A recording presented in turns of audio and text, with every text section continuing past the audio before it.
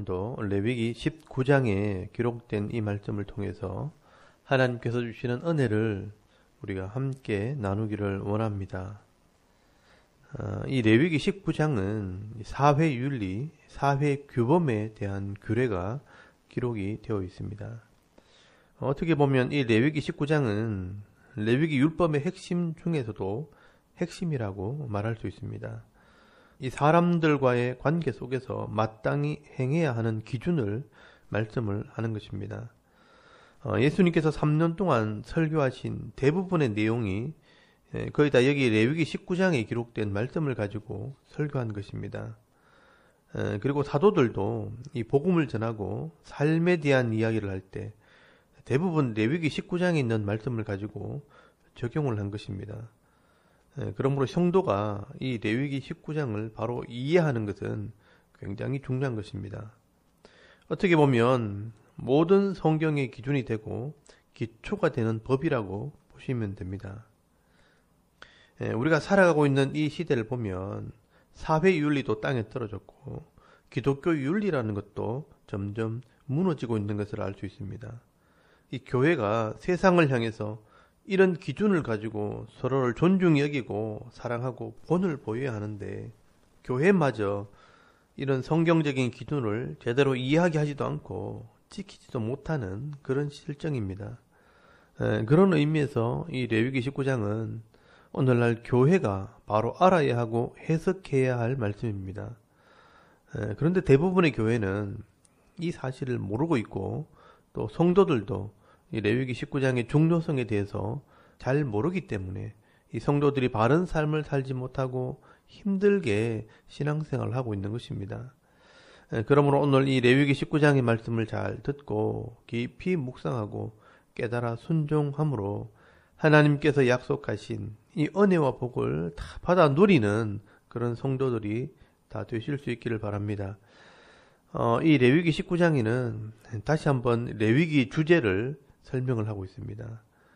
레위기 19장 2절 말씀에 보시면 너는 이스라엘 자손의 온 회중에게 고하여 이르라. 너희는 거룩하라. 나 여호와 너희의 하나님이 거룩함이니라 라고 말씀을 합니다. 여러분 레위기 전체 주제가 바로 거룩입니다. 레위기 11장 45절에 내가 거룩하니 너희도 거룩할지니라 라고 말씀을 합니다. 그리고 이 레위기 19장에는 10계명이 기록이 되어 있습니다. 다시 말해서 이 레위기 19장에서 10가지 중요한 계명을 뽑아서 돌판에 기록해서 언약의 증거를 삼은 것입니다. 그래서 10계명을 증거판이라고 말하는 것이고 이 증거판을 법궤에 담아서 지성소에 보관을 하는 것입니다. 그리고 이 법궤, 이 언약의 증거가 가는 곳마다 하나님께서 함께 하시는 것입니다. 3절 말씀해 보시면 부모를 경외하라. 안식일을 지키라. 4절 말씀에도 보시면 신상을 부어 만들지 말라. 11절에도 도둑질하지 말라. 거짓말하지 말라. 또 12절에는 하나님의 이름을 욕되게 하지 말라라고 말씀을 합니다. 그리고 29절에는 엄맹하지 말라. 또 30절에도 안식일을 지키라. 그렇게 말씀을 합니다. 여러분 이렇게 레위기 19장에서 10가지를 요약한 것이 바로 10계명이라는 것을 여러분 기억해야 합니다. 다시 말하면 이 10계명의 실천사항이 레위기 19장이고요. 또 레위기 19장의 자세한 설명이 레위기 전체 말씀이 되는 것입니다. 그리고 이웃과의 관계 속에서 지켜야 될 규례에 대해서 제일 먼저 말씀하는 것은 가난한 자에 대한 규례입니다. 여러분 9절에서 10절까지 말씀해 보시면 곡식을 벨 때 가난한 자를 위해 자비를 베풀라고 말씀을 합니다. 너희가 너희의 땅에서 곡식을 거둘 때에 너는 반 모퉁이까지 다 거두지 말고 네 떨어진 이삭도 줍지 말며 네 포도원의 열매를 다 따지 말며 네 포도원에 떨어진 열매도 줍지 말고 가난한 사람과 거류민을 위하여 버려두라. 나는 너희의 하나님 여호와이니라 라고 말씀을 합니다. 여러분 하나님의 백성이라면 반드시 이렇게 하라는 것입니다. 세상 사람들은요 절대로 이렇게 하지 않습니다. 악착같이 자기 것을 모으고 또 다른 사람의 것을 빼앗고 지나치면 남을 짓밟고 심지어 죽이면서까지 빼앗는 것이 세상 사람들입니다. 그러나 여러분, 하나님 백성들은요, 하나님께서 내게 주신 것을 가난한 자를 위해 나누는 것입니다. 그렇게 할 때 구별되고 거룩한 삶을 살게 되는 것입니다. 예전에는 농사를 지었기 때문에 곡식을 나눠주었다면 지금은 직장을 다니거나 사업을 하게 되면 내게 주신 수입 중에서 다 쓰지 말고 가난한 자를 위해서 일부를 나눠줘야 합니다. 그러면 하나님께서 채워주시는 것입니다. 여러분, 잠언서 14장 31절 말씀에 보시면 가난한 자를 학대하는 자는 그를 지으신 이를 멸시하는 자요, 궁핍한 사람을 불쌍히 여기는 자는 주를 경외하는 자니라 라고 말씀을 합니다. 그리고 잠언서 19장 17절 말씀에 보시면 가난한 자를 불쌍히 여기는 것은 여호와께 구워드리는 것이니 그의 선행을 그에게 갚아주시리라 라고 말씀을 합니다. 여러분, 하나님께서 주신 것으로 가난한 자를 도와주면 하나님께서 반드시 갚아주십니다. 이것이 복을 받는 비결입니다. 돈이 많아서 구제하는 것이 아닙니다. 하나님의 말씀을 깨닫고 믿음만 있다면 가난한 자든 부한 자든 내게 주신 것을 가지고 섬길 수 있는 것입니다. 여러분, 이것이 하나님의 명령이고 또 하나님의 마음입니다. 여러분도 이렇게 해야 하겠지만 여러분의 자녀들에게도 이것을 가르쳐야 합니다. 여러분, 유대인들은요, 어릴 때부터 이 헐린 이삭을 가난한 자에게 주듯이 매일마다 동전을 저금통에 모아서 이 동전을 가난한 자들을 위해 나눠주게 됩니다. 그래서 어릴 때부터 가난한 자를 도와주는 삶을 사는 이 유대인들은요, 어디를 가도 복을 받게 되어 있는 것입니다. 여러분도 이 복을 놓치지 마시기를 바랍니다. 또 여러분, 13절 말씀에 가진 자가 가난한 자를 함부로 대하지 말라고 말씀을 합니다. 너는 내 이웃을 억압하지 말며 착취하지 말며 품꾼의 싹을 아침까지 밤새도록 내게 두지 말며 라고 말씀을 합니다. 여러분, 세상에서 힘이 있고 능력 있는 자의 삶의 자세를 말씀한 것입니다. 힘이 있다고 이웃을 억압하거나 착취하거나 일꾼들의 싹을 주지 않는 일이 없게 하라고 말씀을 합니다. 여러분, 이것을 바울은 에베소서 5장 9절 말씀에 보시면 상전들아 위협을 거치라, 네 위에도 상전이 하늘에 있다는 것을 기억하라 라고 적용을 합니다. 여러분, 기업을 경영한 사람이 직원들에게 함부로 대하지 말고 또 갑질하지 말라고 말씀을 하는 것입니다. 내 위에 하늘의 상전이 있다는 것을 기억하고 서로를 존중히 여길 때 하나님께서는 그 기업에 복을 주시는 것입니다. 그리고 14절 말씀에 장애인들에 대해서 말씀을 합니다. 너는 귀먹은 자를 저주하지 말며 맹인 앞에 장애물을 놓지 말고 네 하나님을 경외하라. 나는 여호와니라 라고 말씀을 합니다. 여러분, 하나님께서는요, 장애인들도 존중해야 할 것을 말씀을 합니다. 장애인들에게도 하나님께서 주시는 각자의 은혜가 다 있습니다.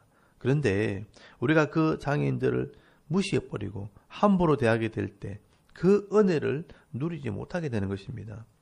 여러분, 우리가 그들의 근본적인 문제를 해결해 주지는 못할지라도 장애인들을 힘들게 해서는 안 된다는 것입니다. 듣지 못한다고 함부로 말하고 보지 못한다고 장애물을 두는 것을 해서는 안 되는 것입니다. 예수님께서는요, 이런 눈먼 자나 귀먹은 자를 만나면 근본적인 문제를 해결해 주셨습니다. 복음서에 보시면요, 소경이나 말 못하고 이 귀먹은 사람이나 안전병이들을 만나면 불쌍히 여기시고 때로는 손으로 만지시고 때로는 말씀으로 그들의 근본적인 장애를 해결해 주셨습니다. 이것도 그저 단순히 불쌍히 여기신 것이 아니라 레위기 19장 14절 말씀을 실천하신 것입니다. 여러분, 우리도 이런 장애인들을 대할 때마다 무시하거나 함부로 대하지 마시고 이 하나님 말씀을 따라 하나님을 경외하는 마음으로 이 장애인들을 섬길 때 하나님께서 주시는 은혜를 누릴 수 있기를 바랍니다. 그리고 15절 말씀에는요, 재판에 대해서 말씀을 합니다. 너희는 재판을 할 때 불의를 행하지 말며 가난한 자의 편을 들지 말며 세력 있는 자라고 두둔하지 말고 공의로 사람을 재판할지며 라고 말씀을 합니다. 여러분, 말씀대로 재판하는 것을 공의라고 말씀을 합니다. 억울한 사람이 재판을 요구할 때 가난한 자도 편들지 않고 세력 있는 자라고 두둔하지 않고 공정하게 재판할 때 나라가 세워지게 됩니다. 여러분, 만약 이 재판이 공정하게 이루어지지 않을 때 사회는 혼란스럽게 되고요. 사사기 시대처럼 힘 있는 사람이 다스리는 자기 소견에 옳은 대로 행하는 그런 시대가 되어버리는 것입니다. 그래서 유전무죄, 무전유죄라는 말이 나오게 되는 것입니다. 여러분, 재판하는 이 권력을 가진 사람이 제대로 재판하지 않고 공의를 행하지 않으면 법 질서가 무너지고 이 사회는 혼란스럽게 될 것이고 백성들이 반란을 일으키므로 결국은 그 사회 전체가 하나님의 심판을 받게 되는 것입니다.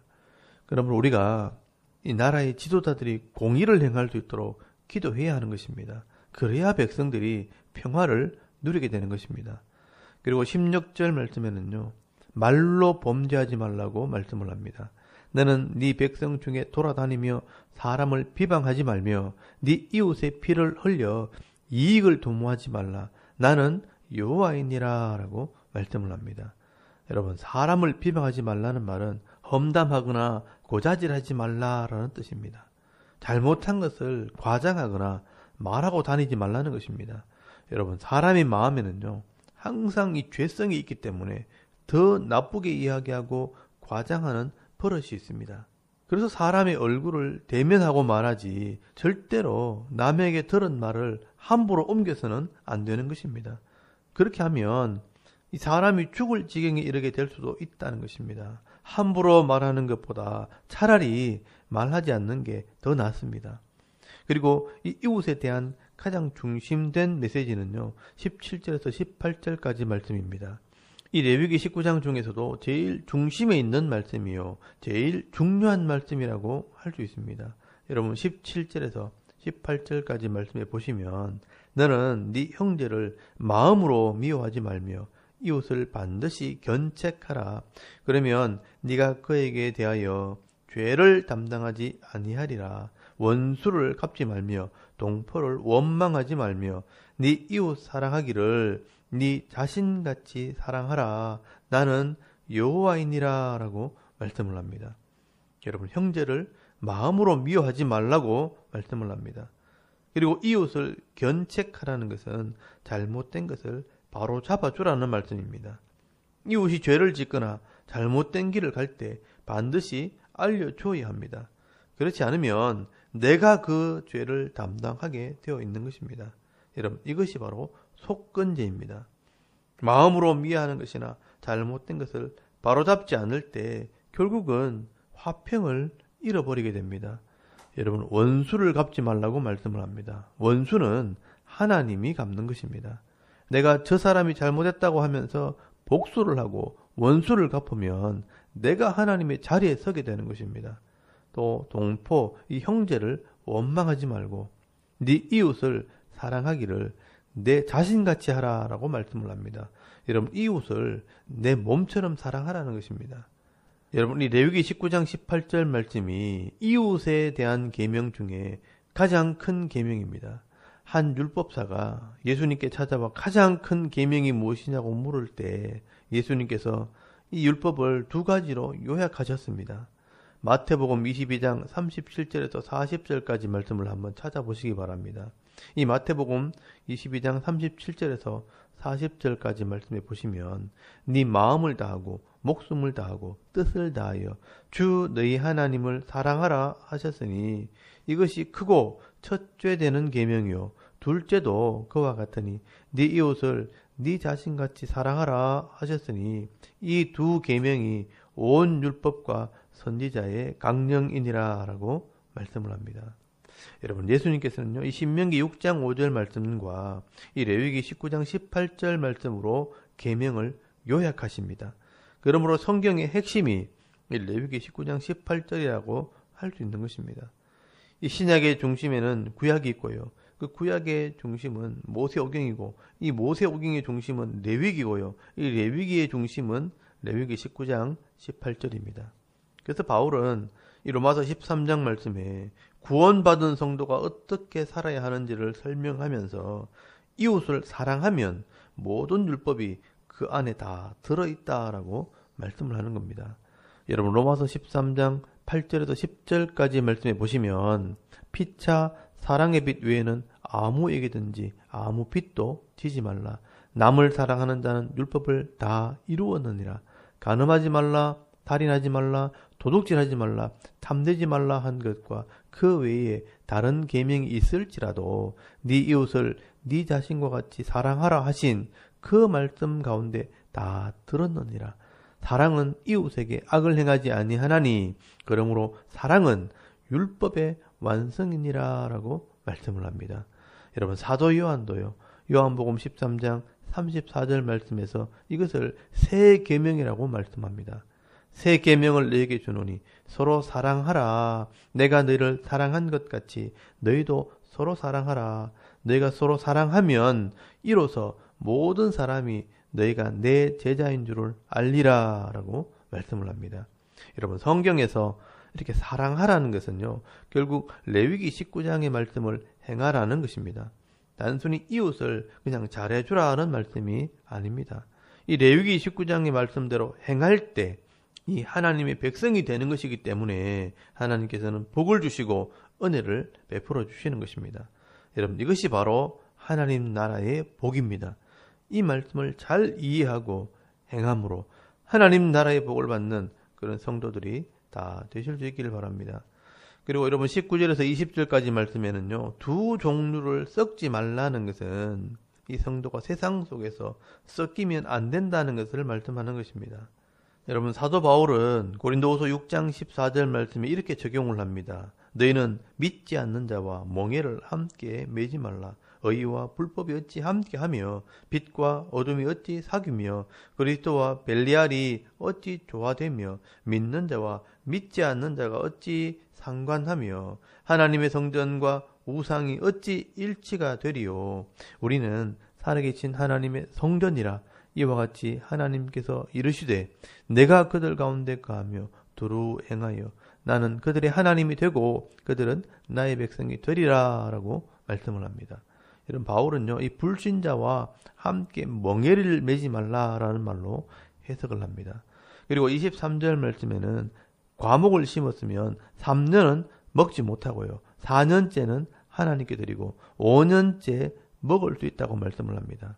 여러분 과목에서 이 3년 전에 나오는 열매는 할례 받지 못한 것으로 여기라고 말씀을 합니다. 이 할례 받지 못한 것이라는 것은 온전한 열매가 아니라는 것입니다. 이렇게 제대로 된 열매를 얻기 위해서는 4년이라는 시간이 필요합니다. 여러분 인생에서 내게 주어진 일을 위해서 적어도 4년은 성실하게 일할 때 하나님께서 받으시고 열매 맺는 삶을 살게 된다는 것입니다. 여러분 무엇을 해도 이렇게 꾸준히 성실하게 일할 때 결실을 기대할 수 있는 것입니다. 그리고 27절에서 28절까지 말씀에는 죽은 자를 위해 살에 문신을 하거나 머리를 둥글게 깎지 말라는 것은 이 장래 풍습을 얘기하는 것이고 성도는 이런 세상의 풍속을 따라가지 말라고 말씀을 하는 겁니다. 그리고 29절에서 31절까지 말씀에는 엄행을 행하지 말고 무당이나 신접한 자를 가까이 하지 말라는 것은 이런 세상의 우상이나 세상의 삶을 따라가지 말라고 말씀을 하는 것입니다. 그리고 32절 말씀해 보시면 노인을 공경하라고 말씀을 합니다. 여러분 하나님 백성들은요 어른을 공경해야 합니다. 이 노인들은 우리보다 먼저 세상을 살았던 사람들입니다. 그러므로 이 어른들의 지혜를 배울 수 있어야 합니다. 그래서 이 어른들을 공경하고 이 어른들의 말에 순종하는 것은 그게 삶의 지혜가 되는 겁니다. 그리고 어른들을 공경하는 것은 예의를 지키는 것입니다. 여러분 하나님께서는요 예의를 지키는 자들에게 은혜를 베풀어 주십니다. 여러분 우리 교회가 이 하나님 말씀을 잘 배우지 못해서 어른들을 공경하지 않을 때 여러분 예의도 없고 은혜도 없는 사람이 되는 것입니다. 여러분 어른들을 공경함으로 예의도 있고 하나님께 은혜도 받아 누리는 그런 성도가 되시기를 바랍니다. 그리고 33절 말씀에는 거류민, 이 외국인들을 학대하지 말라고 말씀을 합니다. 이 거류민이란 말은 외국인, 타국인이라는 말입니다. 우리가 다 나그네와 같은 사람들이기 때문에 이런 외국인들, 이 타국인들도 함부로 대하지 말고 자기 가족처럼 사랑하라고 말씀을 합니다.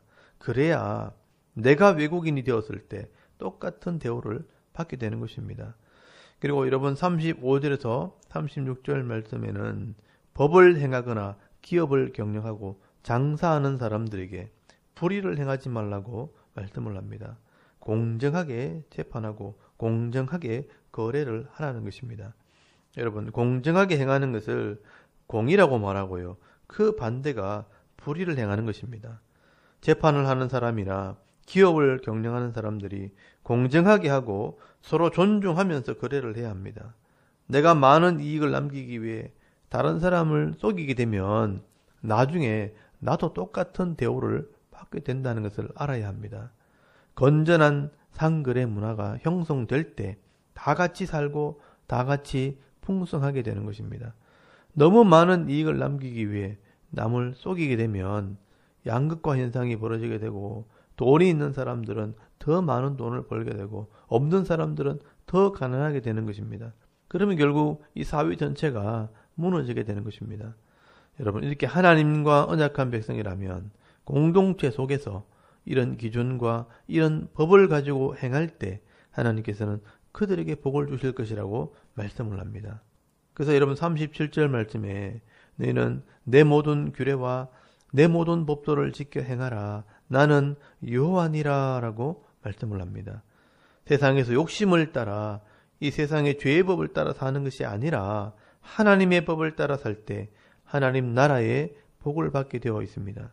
오늘 이렇게 간략하게 말씀을 드렸지만 여러분, 이 레위기 19장은요. 세상에서 살아가야 할 성도들의 이 세밀한 삶의 기준을 말씀을 하고 있습니다. 이것이 하나님의 마음이고 하나님의 법이고 우리를 향한 하나님의 잔소리입니다. 하나님께서는 분명히 말씀을 합니다. 그냥 막연하게 착하게 살아라, 남에게 피해를 입히지 않는 이런 선한 삶을 살아라는 이야기를 하는 게 아닙니다. 그런 사람은 세상에도 얼마든지 있습니다. 여러분, 하나님께서 지금 말씀하시는 것은 나와 약속한 대로 살아라. 내가 너에게 명령한 대로 살아라. 그렇게 하면 선한 삶이 될 것이라고 말씀을 하는 겁니다. 여러분, 예수님께서는요, 이것을 비유로 말씀을 하셨습니다. 마태복음 5장 말씀에 보시면 빛과 소금으로 말씀을 합니다. 여러분, 마태복음 5장 13절에서 16절까지 말씀을 보시면요. 너희는 세상의 소금이니 소금이 만일 그 맛을 잃으면 무엇으로 짜게 하리요? 후에는 아무 쓸데없어 다만 밖에 벌어져 사람에게 밟힐 뿐이니라. 너희는 세상의 빛이라. 산 위에 있는 동네가 숨겨지지 못할 것이요. 사람이 등불을 켜서 말 아래에 두지 아니하고 등경 위에 두나니 이러므로 집안 모든 사람에게 비치느니라. 이같이 너희 빛이 사람 앞에 비치게 하여 그들로 너희 착한 행실을 보고 하늘에 계신 너희 아버지께 영광을 돌리게 하라라고 말씀을 합니다. 여러분, 세상 속에서 말씀대로 살아가는 그 삶을 예수님께서는 빛과 소금이라고 말씀을 하는 것입니다. 이 빛같이 소금같이 구별되고 드러나게 된다는 것입니다. 이렇게 할 때 이 세상 사람들이 우리의 착한 행실을 보고 하나님께 영광을 돌리게 하라고 말씀을 합니다. 여러분, 우리가 그냥 착하고 선하게 산다면 내가 칭찬을 듣겠지요. 참 저 사람 착하다, 저 사람 참 선하다, 이런 말을 듣겠지만 여러분, 우리가 하나님 말씀대로 선하게 살면 결국은 하나님께 영광을 돌리게 됩니다. 하나님 믿는 사람은 다르구나, 예수 믿는 사람은 정말 다르다 하는 말을 하게 되는 것입니다. 그렇다면 과연 우리가 이 땅에서 어떻게 살아야겠습니까? 주일에 한번 예배 드리는 것보다 어떻게 보면 6일 동안 세상 속에서 이 하나님 말씀대로 살아가는 삶이 더 중요한 것입니다. 그리고 그 삶의 열매를 가지고 주일날 하나님 앞에 나와 예배를 드리는 것입니다. 여러분, 우리가 예수를 믿고 하나님의 자녀가 되었다면 이제 이 하나님 말씀을 읽고 묵상하고 깨달아서 말씀대로 순종할 때 이 하나님 나라의 복을 받는 인생이 되기를 바랍니다. 그래서 나는 하나님 때문에 행복한 인생이 되었다고 자랑하며 간정하며 살아가는 저와 여러분의 이런 영적인 삶의 모습이 되실 수 있기를 주의 이름으로 축원합니다. 아멘. 우리 잠깐 기도드리겠습니다. 오늘도 세상 속에서 거룩한 하나님 백성으로 말씀대로 살아가는 은혜가 있게 하옵소서. 나라와 이 민족을 위해 이 교회와 가정 안에 하나님 나라가 이루어지도록 여러분 기도하시고 또 개인의 기도 제목을 따라 기도하고 또 오늘 하루 삶을 시작할 수 있기를 바랍니다. 다 같이 우리 하나님께 한번 기도드리겠습니다. 살아계신 하나님 은혜를 감사합니다. 오늘도 이 아침에 하나님을 예배하게 하시고